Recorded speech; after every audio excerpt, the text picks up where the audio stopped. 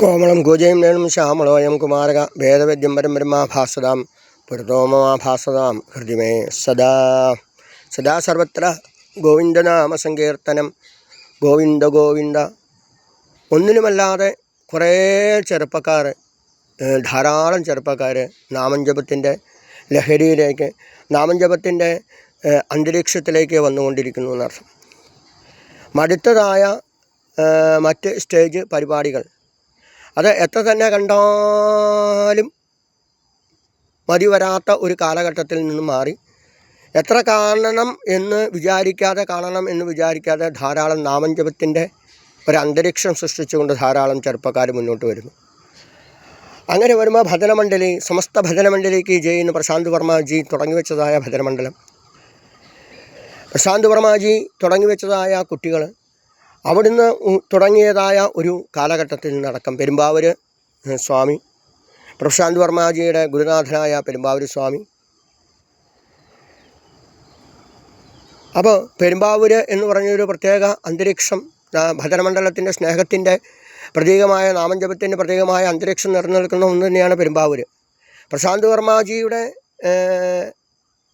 ഗുരുനാഥനായ സ്വാമി, ആ സ്വാമി തുടങ്ങി വെച്ചതായ ഒരു ഭജന, ആ ഭജന ലോകം മുഴുവനും ഏറ്റെടുക്കുമ്പോൾ ധാരാളം വിമർശനങ്ങളും ഉണ്ടാകുന്നു. നാമജപിക്കുന്നവർക്കാണ് ഏറ്റവും കൂടുതൽ വിമർശനങ്ങൾ ഉണ്ടാകുന്നത് എന്നർത്ഥം.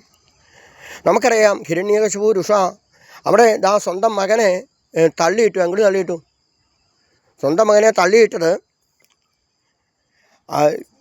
അഗ്നിയിലേക്ക് തള്ളിയിട്ടു, വിഷം കുടിപ്പിച്ചു, ആനയെ കൊണ്ട് ചവിട്ടിച്ചു. എവിടെ? അതൊക്കെ ഭഗവത് സ്വരൂപങ്ങളായിട്ട് കൊണ്ട് പ്രഹ്ലാദനെ നമസ്കരിച്ചതായ ഒരു ചരിത്രം. അപ്പോൾ ഗർഭാവസ്ഥയിൽ ഇരിക്കുന്നതായ ഒരു കുട്ടി, ആ കുട്ടി എന്ത് ചെയ്യണം? ആ അമ്മ എന്ത് ചെയ്യണം? ആ അമ്മ നാമജപാദികൾ കേൾക്കണം, ഭാഗവതാദി പുരാണങ്ങൾ കേൾക്കണം.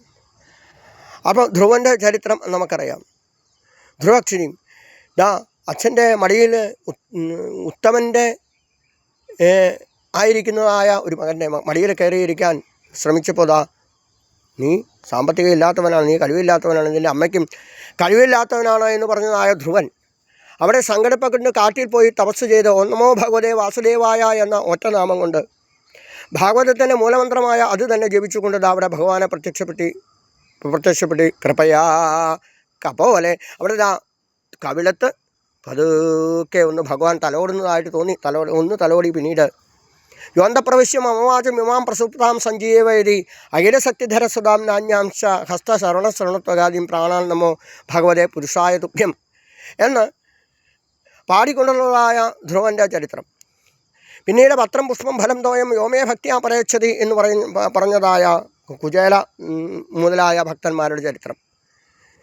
ഇനിയോ എന്ത് തന്നെ എതിർപ്പ് വന്നിട്ടും ഭഗവാൻ രക്ഷിച്ചതായ പ്രഹ്ലാദ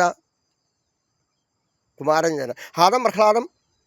അങ്ങനെ അസുര ബാലകന്മാർക്ക് ത്രിവർഗസ്യ ഉപപാദനം, ധർമ്മ അർത്ഥം കാമം, ഇതിനെ മാത്രം പഠിപ്പിക്കുന്നതായ ഒരു വിദ്യാലയത്തിൽ ഇവരെ പഠിപ്പിച്ചുകൊണ്ടിരുന്നപ്പോൾ ധ്രുവനടക്കം നമുക്കറിയാം പ്രഹ്ലാദൻ പറഞ്ഞു, അവരൊക്കെ ഒരേ രീതിയിൽപ്പെട്ട ആൾക്കാർ തന്നെയാണ്. അവിടെ പ്രഹ്ലാദൻ പറഞ്ഞു, ധർമ്മ അർത്ഥം കാമമല്ല, മോക്ഷത്തെ പറ്റി സംസാരിക്കൂ, ഭക്തിയെ പറ്റി സംസാരിക്കൂ. ധർമ്മം വേണം, അർത്ഥം വേണം, പൈസ വേണം, വേണ്ടാന്ന് പറയുന്നില്ല. കാമം വേണം, വിവാഹം കഴിക്കണം, കുട്ടികളുണ്ടാവണം, ആഗ്രഹങ്ങൾ വേണം, എല്ലാം വേണം.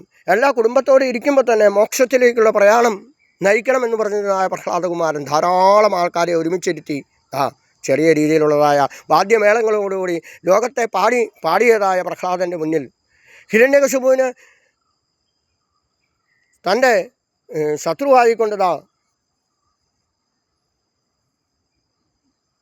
പിളർന്ന് ചാടി വന്നു ഹിരണ്യകശിപുവിനെ അവിടെ രക്തപാനം ചെയ്തുകൊണ്ട് അവിടെ പിന്നീട് സാത്വിക മൂർത്തിയായിക്കൊണ്ട് പ്രഹ്ലാദനെ അനുഗ്രഹിക്കുന്ന ഒരു ചരിത്രം.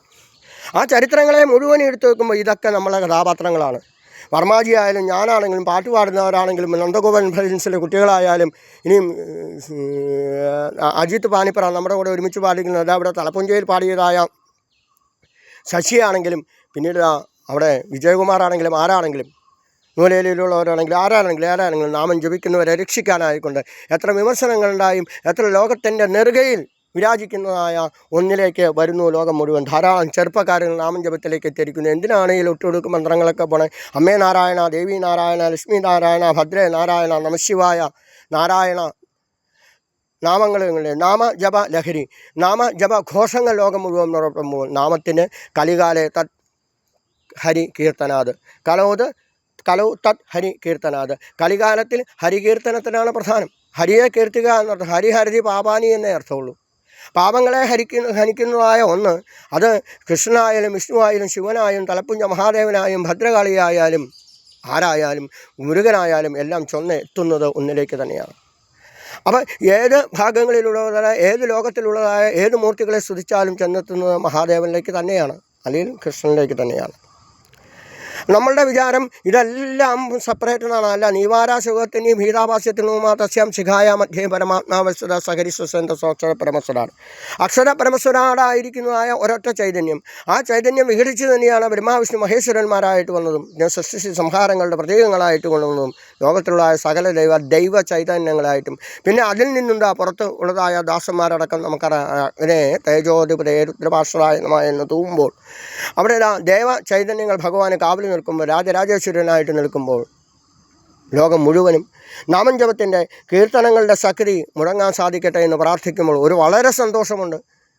പണ്ടൊക്കെ കുറച്ച് കാരണവന്മാരാണ് ഭജനയുടെ മുന്നിൽ. ഇപ്പോൾ ധാരാളം ചെറുപ്പക്കാരികളും ഭജനമണ്ഡലത്തിലേക്ക് എത്തിയിരിക്കുന്നു. കൂടെ നാമം ജപിക്കാൻ എത്തിയിരിക്കുന്നു, കൂടെ ഉത്സാഹിച്ച് പാട്ടുപാടാൻ എത്തിയിരിക്കുന്നു. പറഞ്ഞു കൊടുത്താൽ മാത്രം മതി. ആദ്യത്തെ വരി ചൊല്ലിയാൽ മതി. ബാക്കി ഓഡിയൻസ് മുഴുവനും നാമം ജപിക്കുമ്പോൾ ആ ക്ഷേത്രം മുഴുവൻ നാമം ജപത്തിൻ്റെ മുഖരിതമാവും. നാമം ജപത്തിന് മുഖരിതമായ എല്ലാ ക്ഷേത്രങ്ങളും ഉയർന്നു വരുന്നു. എല്ലാ ക്ഷേത്രങ്ങളിലെയും അന്തരീക്ഷം ശുദ്ധമാകുന്നു. അപ്പം മനസ്സും ശരീരവും മനസ്സെന്ന ആവരണം പോയി ബുദ്ധി ഉണർന്നു ബുദ്ധിയിൽ ഭഗവാൻ തെളിയുമ്പോൾ എന്തായിത്തീരുന്നു? അവനവൻ തന്നെ ഭഗവാനായിത്തീരുന്നു. അപ്പം നിരന്തരമായി ഒരു നാമം നമ്മെ ജപിച്ചുകൊണ്ടിരുന്നതായിത്തീരുന്നു, അതായിത്തീരുന്നു. കൃഷ്ണനായിട്ട് ജപിച്ചിരുന്ന കൃഷ്ണനായിട്ട് തീരും, മഹാദേവനായിട്ട് തീരും, മഹാദേവനായിട്ട് തീരും. അപ്പം മഹാദേവനായിട്ട് തീരുന്ന, കൃഷ്ണനായിട്ട് തീരുന്ന, അല്ലെങ്കിൽ ഭദ്രകാളിയായി തീരുന്ന, അല്ലെങ്കിൽ ദുർഗയായി തീരുന്ന ഏത് ദൈവത്തെ സ്തുതിച്ചാലും ഹനുമാനായി തീരുന്നതായ ഒന്ന്. നിരന്തരം നിങ്ങളൊന്നും ചെയ്യേണ്ട, വെറുതെ നിരന്തരമായി ഒരു നാമം തന്നെ ജപിച്ചുകൊണ്ടിരിക്കുക. ആ നാമം നാമിയായിത്തീരും. അതിനെ തകർക്കാൻ, ആ നാമിയെ തകർക്കാൻ ഈശ്വരന് പോലും സാധിക്കില്ല. ഹനുമാൻ സ്വാമി തപസ്സിരുന്ന സമയത്ത് അവിടെ ഹനുമാൻ സ്വാമിയും ഭഗവാനും കൂടി അവിടെ ശക്തമായ ഒരു തർക്കവിഷയം ഉണ്ടായി. രാമസ്വാമിയും തമ്മിൽ തർക്കവിഷയനെ ഭയങ്കര യുദ്ധത്തിന് പ്രഖ്യാപിച്ചു. അവസാനം അവിടെ അസ്ത്രങ്ങൾ മുഴുവൻ പ്രയോഗിച്ചു. ബ്രഹ്മാസ്ത്രം, ആഗ്നേയാസ്ത്രമൊക്കെ ഹനുമാനെതിരെ പ്രയോഗിച്ചപ്പോൾ എന്ത് സംഭവിച്ചു? ഒന്നും സംഭവിച്ചാൽ ഹനുമാൻ അവിടെ നാമം ജപിച്ചുകൊണ്ടിരിക്കുക. ഹനുമാന് ചുറ്റും പ്രദക്ഷിണം വെച്ച് ആവനാഴിയിൽ തന്നെ വന്നു ചേർന്നതായ ചരിത്രം പുരാണങ്ങളിൽ നമുക്ക് കാണാം. അപ്പം ഏത് ആയുധങ്ങളോടെ ആയാലും എന്തിനോടെ ആയാലും എതിർക്കാൻ വരുന്നവരെ നാമം ജപമുണ്ടെങ്കിൽ നിരന്തരമായി നാമം ജപിക്കുക.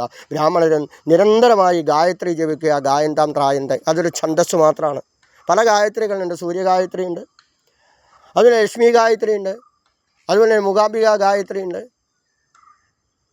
അങ്ങനെയുള്ള ഗായന്താം ത്രായന്ത മുതലായത് ഇതിൻ്റെ ചരിത്രങ്ങൾ മുഴുവൻ ആരംഭിക്കുന്ന ഒന്നിൽ നിന്നാണ്.